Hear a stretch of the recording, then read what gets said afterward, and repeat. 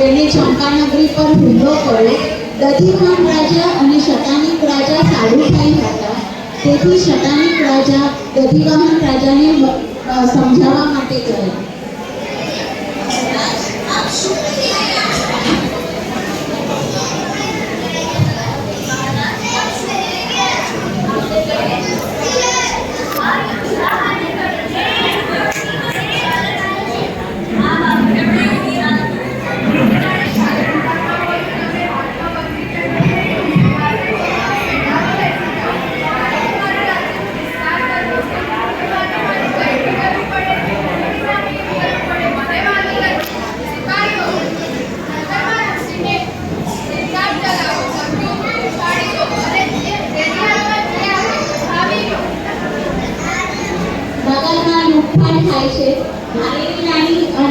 વસુમતી આ રાજાને નીમડે છે.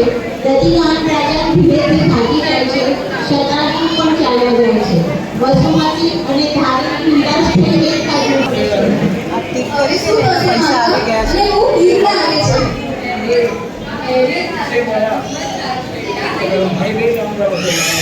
वो टीचर ना बोल रहे हैं अपने को नहीं बोल सकते.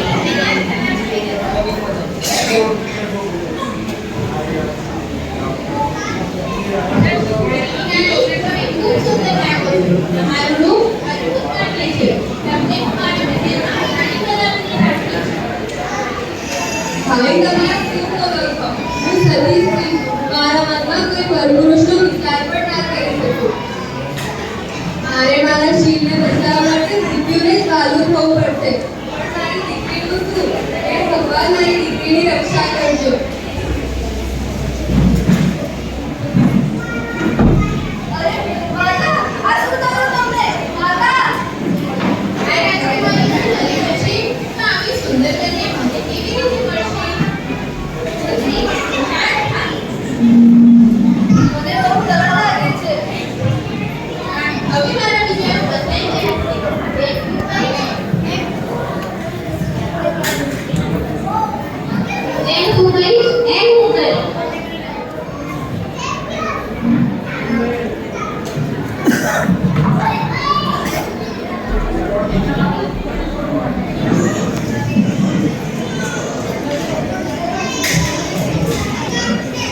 બેટા, હું તને મારા ઘરે લઈ જઈશ અને મારી પુત્રીની જેમ રાખીશ. ચાલ બેટા.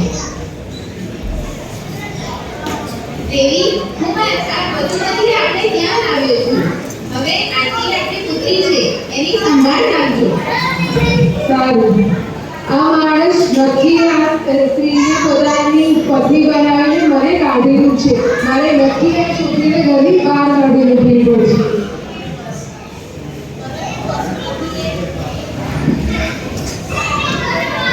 પરંતુ વસુમતીએ પોતાના મધુર વ્યવહારથી બધાને ડરી જીતી લીધા. ગૃહ કાર્યમાં પણ નિષ્ણાત હતી, પરંતુ રથીની પત્ની કંઈક ને કંઈક ભૂલ કરી તેને વળતી મારતી. રથી આવા વાતાવરણથી દુઃખી થઈ. તમે નિર્માની મારી માટે સ્વાગત આવે છો અને પહેલા તો લૂંટ કરીને મને જોઈ રહ્યા આવે છે. હવે આનો ખાવા પીવાનો ખર્ચો કોણ કરશે? અને કરતા તો આને બજારમાં વેચીને લાખ રૂપિયા મળી શકશે. પિતાજી, મારા આવાથી માતાને બહુ દુઃખ થયું છે. તમે મને બાજારમાં વેચી આવો. પુત્રી, આમ કેમ કહેજો? અરે હરિનાથ કેવો હશે, તેનું શું હાલત થશે, એનો વિચારથી મારું દિલ તૂટી જાય છે. પરંતુ તમે આવું નહીં કરો તો માતા આપણને બધાને હેરાન કરી મૂકશે. તમે મારી ચિંતા ન કરો. મારું રક્ષણ મારું ધર્મ કરશે.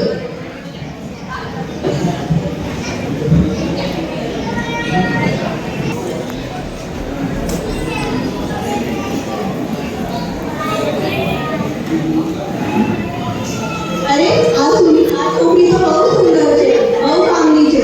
મને ઘણા પૈસા કમાવી આપશે. ગમે તે રકમ આપી મને, મારે તો આ છોકરી જોઈએ જ છે. 5,000 હોય, 10,000 સોનામાં, 15,000, 20,000, 50. 1 લાખ સોનાનો. માતા, મારા તમારા ત્યાં આવીને શું કામ કરવું પડશે? તારે માથે પૂછ્યું ને આવું કામ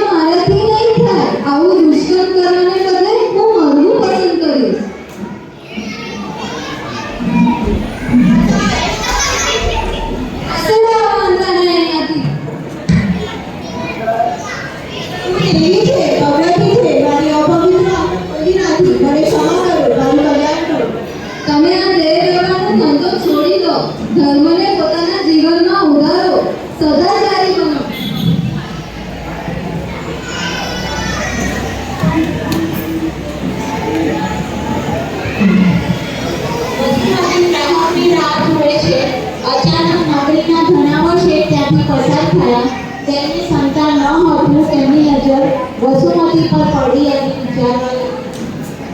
અરે આ બાલિકા તો ઉચ્ચ સંસ્કારી બોલતે લાગે છે. જરૂર કોઈ નમ્રતાથી આ પરિસ્થિતિ પ્રાપ્ત થઈ છે. એટલે મારું કર્તવ્ય છે એને અસંસ્કારથી જતા બચાવ. અરે કેટલાક સોનામાં મને આ બાલિકા સોંપી દે. ચાલ બાલિકા, હવે તારે કોઈ ભૂલ રાખવાની જરૂર નથી.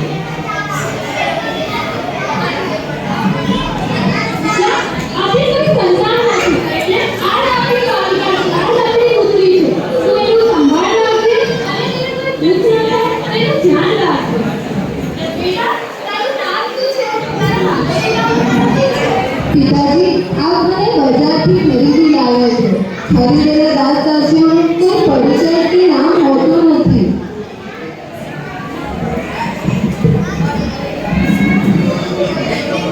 ગુણવાન વ્યક્તિ જ્યાં પણ જાય ત્યાં તેના ગુણોથી, મીઠા સદવ્યવહારથી અને કાર્યક્ષમતાથી વાતાવરણને સુગંધિત કરી દે છે.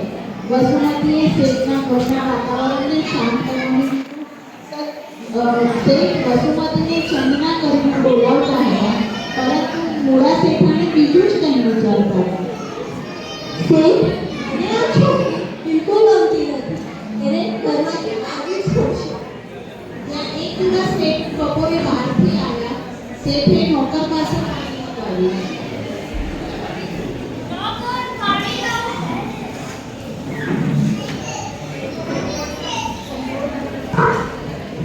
પિતાજી, ઘરે કોઈ નથી એટલે હું પાણી લાવી છું. અરે, તમારા પગમાં તો ડામર ચોટ્યું છે. લાવ, હું સાફ કરી દઉં.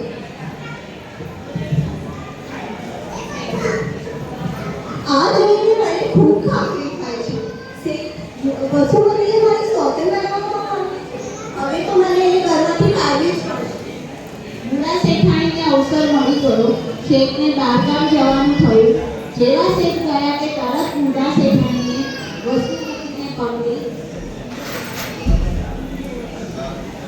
તેના પગમાં અને હાથમાં સાંકળ બાંધી અસ્ત્રાથી કાળ પકડી કોઠારમાં પૂરી દીધી.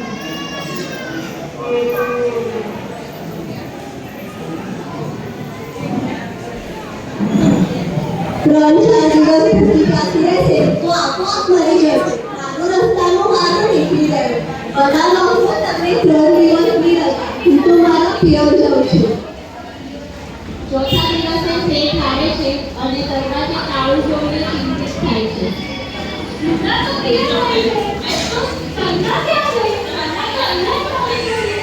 એ મૂળાએ તમે સુધારવાનું નહીં કર્યું?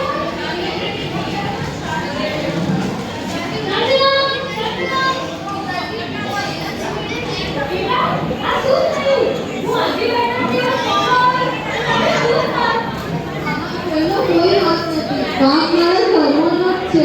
કરેલા કર્મ તો અહીં જ ભોગવવા પડે છે. ઇન્સાન તો માત્ર નિમિત્ત બને છે. મને બહુ ભૂખ લાગી છે. કંઈક ખાવાનું આપો ને. આ બેટા